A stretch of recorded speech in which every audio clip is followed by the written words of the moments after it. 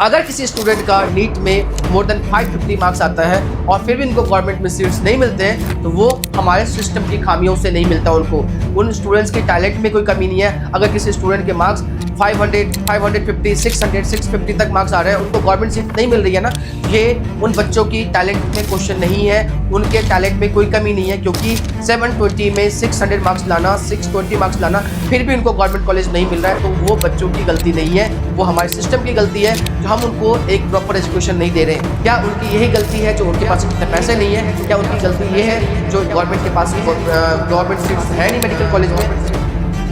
Hello everyone, my name is Dr. Rakesh, alumni of Aurobic State Medical University, currently practicing doctor in Delhi Government Hospital. तो guys, बहुत ही trending question है अभी जो सबसे ज़्यादा पूछा जा रहा है, जो क्या MBBS अब्रॉड वर्थ है या नहीं है।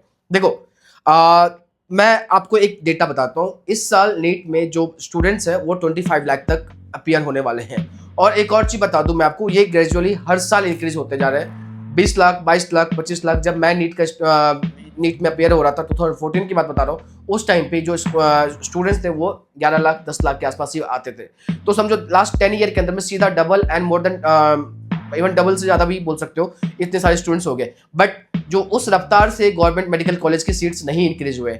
अगर गवर्नमेंट मेडिकल कॉलेज की सीट देखा जाए तो लेस देन 1 लाख है। और समझो अगर 25 लाख में अगर सीरियस कैंडिडेट है, वो 50% भी होगा तो 12 लाख के आसपास स्टूडेंट है जो कि सीरियस कैंडिडेट है। स्टिल उन स्टूडेंट्स को गवर्नमेंट सीट्स नहीं मिलता है। अगर किसी स्टूडेंट का नीट में मोर देन 550 मार्क्स आता है और फिर भी उनको गवर्नमेंट में सीट्स नहीं मिलते हैं तो वो हमारे सिस्टम की खामियों से नहीं मिलता उनको। उन स्टूडेंट्स के टैलेंट में कोई कमी नहीं है। अगर किसी स्टूडेंट के मार्क्स 500, 550, 600, 650 तक मार्क्स आ रहे हैं, उनको गवर्नमेंट सीट नहीं मिल रही है ना, ये उन बच्चों की टैलेंट में क्वेश्चन नहीं है, उनके टैलेंट में कोई कमी नहीं है। क्योंकि 720 में 600 मार्क्स लाना, 620 मार्क्स लाना, फिर भी उनको गवर्नमेंट कॉलेज नहीं मिल रहा है, तो वो बच्चों की गलती नहीं है, वो हमारे सिस्टम की गलती है जो हम उनको एक प्रॉपर एजुकेशन नहीं दे रहे हैं। तो कहने की मतलब है, जो उन स्टूडेंट्स का क्या है, उन बच्चों की क्या गुनाह है जिनके मार्क्स 600 तक आ रहे हैं, बट उनके पास अगर पैसे भी नहीं है, करोड़ों रुपए नहीं है, 70 लाख, 80 लाख, 90 लाख या 1 CR, मोर देन 1 CR से पैसे नहीं है, तो वो क्या उनकी यही गलती है जो उनके पास इतने पैसे नहीं है?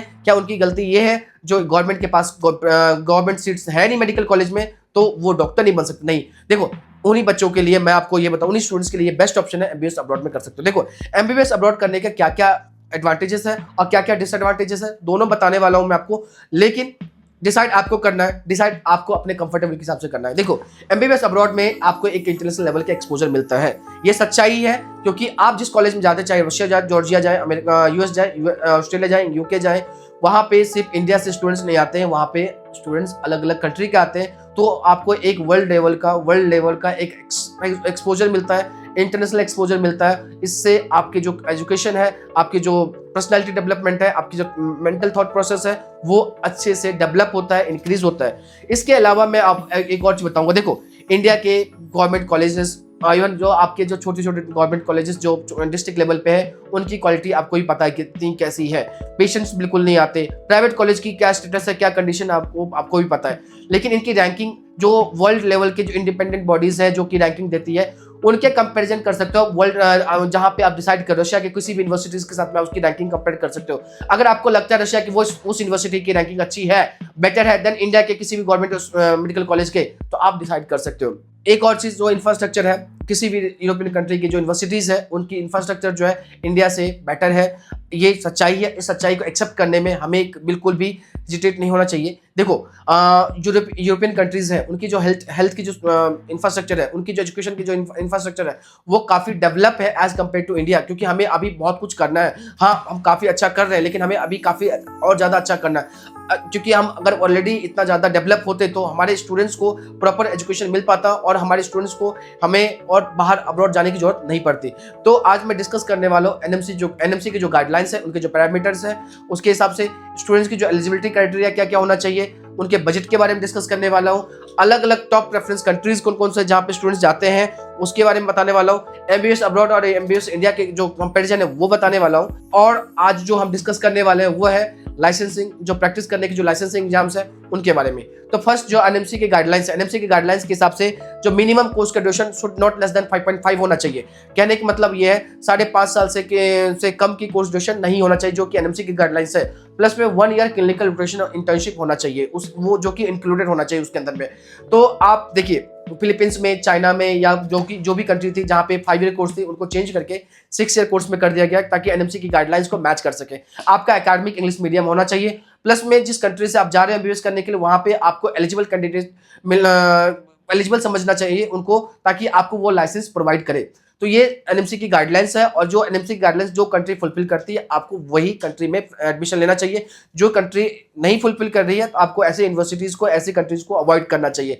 और कहने का मतलब ये है, जैसे कि फिलीपींस है, फिलीपींस में एडमिशन लेना, अब्रॉड में जाना बंद हो चुका है, क्योंकि कोर्स की ड्यूरेशन 5 से कम हुआ करता था। कजाकिस्तान, किर्गिस्तान में कोर्स का ड्यूरेशन 5.5 ईयर का हुआ करता था, उनको इंक्रीज करना पड़ा।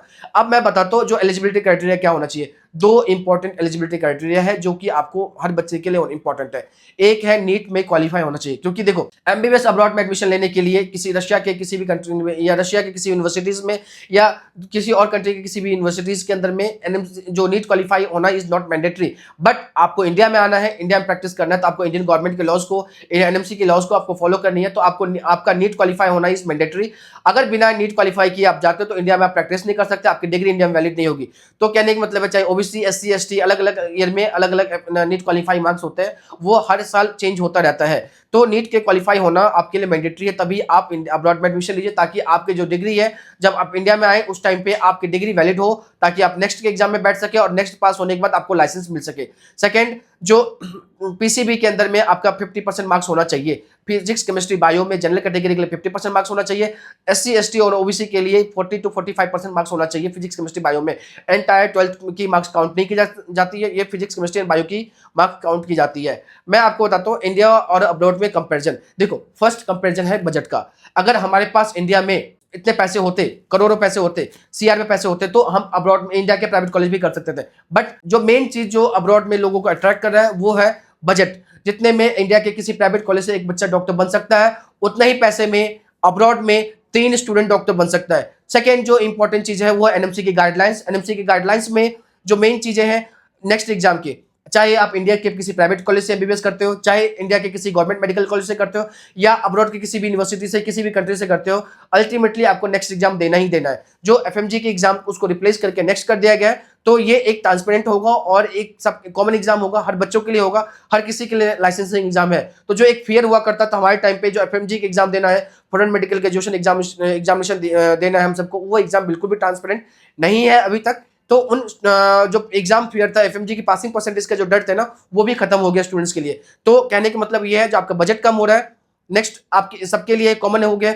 तो ये 2 इंपॉर्टेंट चीजें हैं जो कि आपके लिए पॉजिटिव फैक्टर है स्टूडेंट्स के लिए, जो कि अब्रॉड में कंसिडर कर रहे हैं। दूसरी बात मैं बताता हूँ रैंकिंग और इंफ्रास्ट्रक्चर।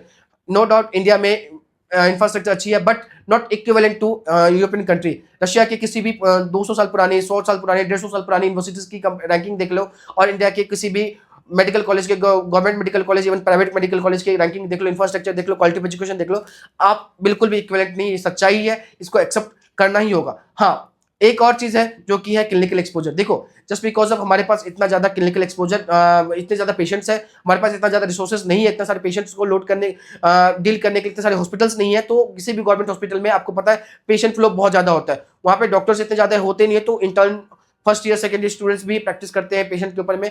तो ये इस वजह से क्लिनिकल एक्सपोजर ज्यादा होता है। बट वो इसका एक सेकेंड मतलब साइड देखा जाए तो ये है, जो हमारे पास ज्यादा पॉपुलेशन है, तो उनको डील करने के लिए हमारे पास उतने रिसोर्सेज नहीं है। बट जैसे कि आपको पता है यूरोपियन कंट्री के अंदर में, किसी भी यूरोपियन कंट्री के अंदर में पॉपुलेशन इतना ज्यादा नहीं होता है, और वहाँ पे जो इंफ्रास्ट्रक्चर है डॉक्टर से सफिशिएंट है, तो इतना ज्यादा पेशेंट वहाँ पे लोड नहीं होता है डॉक्टर्स के ऊपर में। तो एक नॉर्मल जो एक्सपीरियंस मिलता है, जो एक रशियंस के लिए मिलता है, जो एक एक्सपीरियंस किसी भी यूरोपियन कंट्री के वहाँ के लोकल सिटीजन के लिए, लोकल डॉक्टर्स को मिलता है, वही एक्सपीरियंस आपको मिलेगा। But as compared to India आपको उतना ज्यादा पेशेंट वहाँ पे नहीं है, क्योंकि वहाँ पे इतनी ज्यादा पॉपुलेशन है ही नहीं। एक और चीज मैं बताऊंगा आपको, जो वो है रिसर्च और बाकी चीजों की जो एक्सपीरियंस है, जो आपके कॉन्फ्रेंसेस होते हैं, बहुत सारी जो एक्स्ट्रा एक्टिविटीज होती है, वो एज कम्पेयर टू इंडिया वहाँ पे आपको ज़्यादा एक्सपोजर मिलने वाला है। रिसर्च करना चाहते हो या फर्दर अपने करियर को कहीं और डाइवर्ट करना चाहते हो किसी और फील्ड में, तो आपके पास अदर ऑप्शंस भी है। बट इंडिया में आपको मेडिकल कॉलेज में इतना ज़्यादा रिसर्च की फैसिलिटीज़ या बाकी चीज़ें इतनी ज़्यादा नहीं होती है। तो जो टॉप प्रेफरेंस कंट्री है उनके बजट बता देता हूँ मैं आपको। देखो रशिया में आपको 15 लाख टू 30 लाख तक में अलग अलग यूनिवर्सिटी अलग अलग बजट में आपको मिल जाना है। कजाकिस्तान किर्गिस्तान में आपको 20 लाख से लेकर 25 लाख की बजट में, किर्गिस्तान में भी आपको 20 लाख से 30 लाख के बजट में यूनिवर्सिटी मिलने वाली है। प्लस में उज्बेकिस्तान में भी सेम बजट है। और तो कहने का मतलब है आपको 15 लाख टू 30 लाख के बीच में हर कंट्री के अंदर में आपका जो एजुकेशन है वो कंप्लीट हो जाएगा। बट जॉर्जिया में आपका, अगर जॉर्जिया के लिए आप सोच रहे हो तो जॉर्जिया की जो बजट है वो 30 लाख टू 50 लाख होता है, क्योंकि जॉर्जिया एक बहुत एक्सपेंसिव कंट्री है। जॉर्जिया में आपका जो लिविंग कॉस्ट है, जो वहाँ के हॉस्टल्स के या अपार्टमेंट्स की जो कॉस्ट होता है, जो कॉलेज की फी है, वो काफ़ी एक्सपेंसिव है। तो जॉर्जिया का बजट अगर कोई कंसिडर कर रहा है तो जॉर्जिया की बजट 30 टू 50 लाख के आप कंसिडर कर सकते हो। तो अभी जैसे कि लाइसेंसिंग एग्जाम की बात कर रहा हूँ मैं, जैसे कि पहले की देखो, अगर आपको यूएस की एग्जाम लाइसेंस चाहिए तो आपको यूएसए में एग्जाम देना होता है। अगर यूके के लिए आपको प्लैब देना होता है। ऑस्ट्रेलिया में लाइसेंस लेने के लिए आपको एएमसी की एग्जाम देना पड़ता है। इसी पैटर्न पे इंडिया में भी एफएमजी की एग्जाम लाई गई हैं, और ये एफएमजी नहीं, नेक्स्ट एग्जाम है। इसमें क्या है, जो आपको चाहे इंडिया से करते हो या अब्रॉड से करते हो, इंडिया के प्राइवेट से करते हो, अब्रॉड से करते हो या इंडिया के गवर्नमेंट से करते हो, आपको यहाँ पे लाइसेंस लेने के लिए नेक्स्ट का एग्जाम देना होगा। और नेक्स्ट एग्जाम के ऊपर मैं एक डिटेल वीडियो बनाने वाला हूँ, उसका क्या पैटर्न होगा, नेक्स्ट वन कैसा है, नेक्स्ट टू कैसा है, इंटर्नशिप कैसा है, एफएमजी एग्जाम रिप्लेस होकर नेक्स्ट वन कैसे हो गया, और नीट पीजी के एग्जाम कैसे होंगे, नीट पीजी में सिलेक्शन कैसे होगा। तो मैं एक सेपरेट वीडियो बनाने वाला हूं जिसमें ये टॉपिक मैं कवर करने वाला हूं। Thank you so much guys. अगर आपका कोई भी क्वेरी है, कोई भी क्वेश्चन है, आप कमेंट सेक्शन में अपना क्वेश्चन पुट अप कर सकते हो, ताकि मैं कोशिश करूंगा आपके हर क्वेश्चन के आंसर करने का नेक्स्ट वीडियो में, और आप कमेंट में अपने सारे क्वेरीज को लिख सकते हो। तो मिलते हैं नेक्स्ट वीडियो में। Good bye.